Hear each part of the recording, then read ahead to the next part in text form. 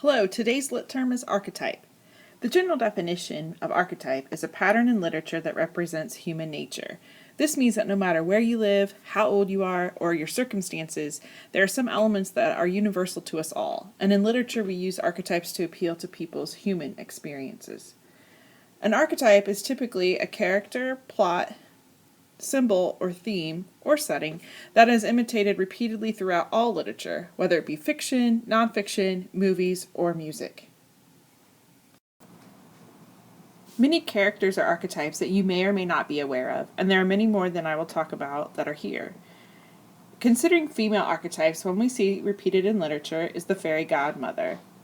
She provides comfort and guidance to the child and typically uses her magic to provide help, as we see here with fairy godmother poised to provide Cinderella with her ball gown and her pumpkin carriage so she can go meet the prince.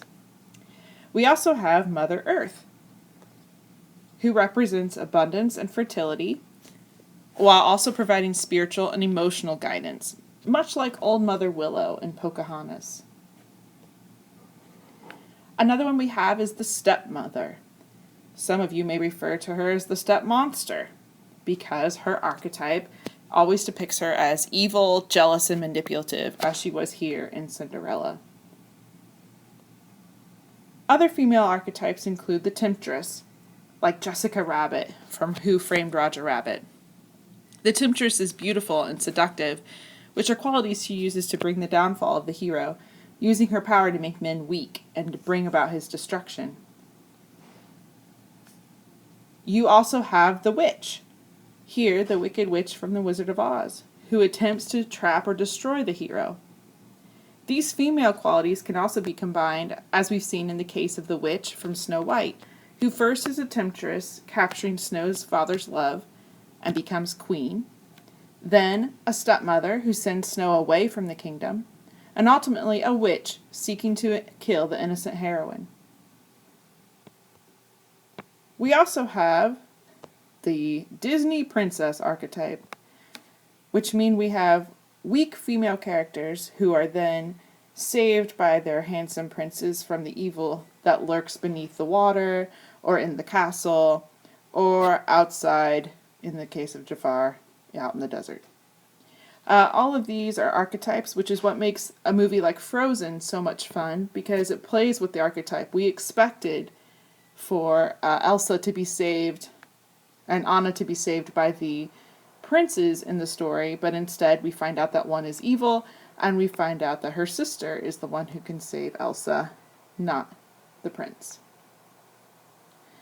Other character archetypes include the teacher or mentor, the wiser older character who provides the hero with guidance and advice, often in a way that the hero must struggle independently to understand.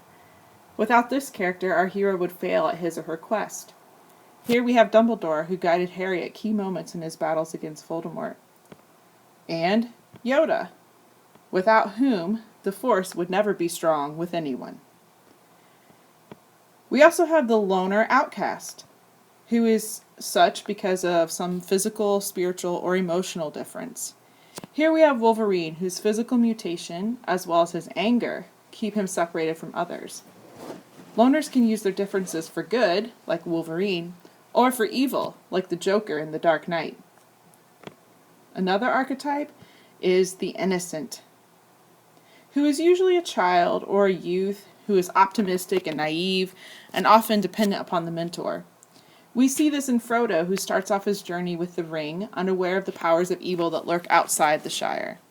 We see it in characters like Rue and Prim in the Hunger Games, which is why Katniss feels such a need to protect and defend them, and why Rue's death causes her so much grief. All of these archetypes would not exist without a hero, like Katniss, or Harry Potter, or Luke Skywalker, whose journeys lead us to the archetype of plot.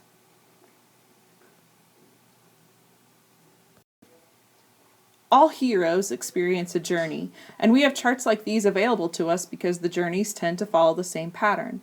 The hero receives a call of some sort, whether it's an invitation to study at Hogwarts, in Harry Potter, the knock on Bilbo's door in by Gandalf, or the reaping ceremony of the Hunger Games. There's some type of call to adventure. This leads into the transformation, which tends to be in this section. Somehow the character changes, grows, matures, gets tougher, etc. And there are all sorts of factors that contribute to this. The final stage, then, is the return home. Usually in triumph, having changed in some way, whether physically, mentally, spiritually, or all of these.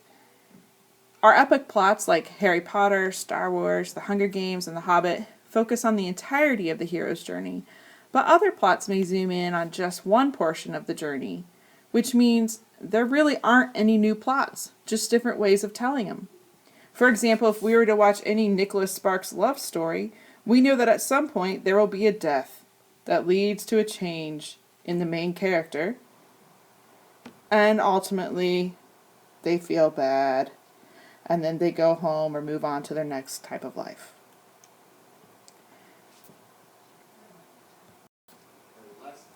The final archetype we'll focus on is that of symbol, and I won't go into a lot of detail because symbol is another lit term that we focus on later.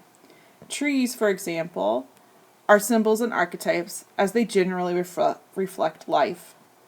Dark and light represent good and evil. A river represents baptism or renewal. And a snake can represent temptation or evil. We know when we see these archetypes in stories to be aware of their role as they are generally symbols, much like when we see a hot and stormy setting that a fight might be brewing. Or if we know we're watching a story with the theme of being true to yourself, the main character must first question who she is and do some really stupid things to figure out what's really important to her. That's it for archetypes in this lit term video. Have a good one.